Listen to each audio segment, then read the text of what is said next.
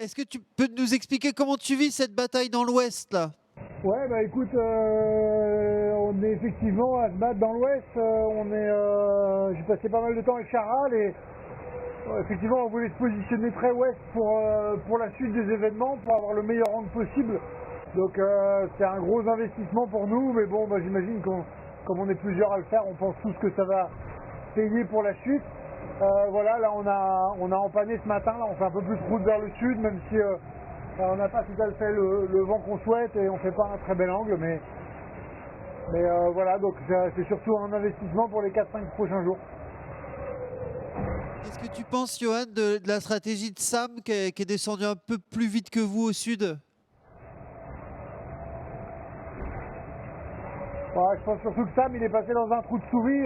Quand tu regardes la carto, à un moment il se barre sur tout le monde, il accélère et un peu pareil pour Thomas. Je t'avoue que si tu regardes All Team qui était avec Sam Goodchild, ben là il est avec nous. Si tu regardes Massif qui nous avait mis une dose hier, au final il a fait un décalage hier soir qui lui a été plutôt négatif. Ouais, c'est hyper dur de s'y retrouver, c'était hyper dur de faire un plan stratégique. Alors ils ont très bien joué les deux vulnérables, ils se retrouvent loin devant maintenant. Mais franchement, je ne saurais pas expliquer exactement. Autant pour Thomas, je comprends parce que par le nord, il a récupéré le vent en premier, mais par le centre, Sam Goodchild, c'est moins évident à expliquer, quoi. Ok, comment t'as vécu ça de l'intérieur? Ça ressemble un peu à une guerre des nerfs quand même. Ça doit être assez dur à vivre, non? On n'a pas d'autre choix que d'avancer, d'espérer peut-être que ça tamponne un peu par devant,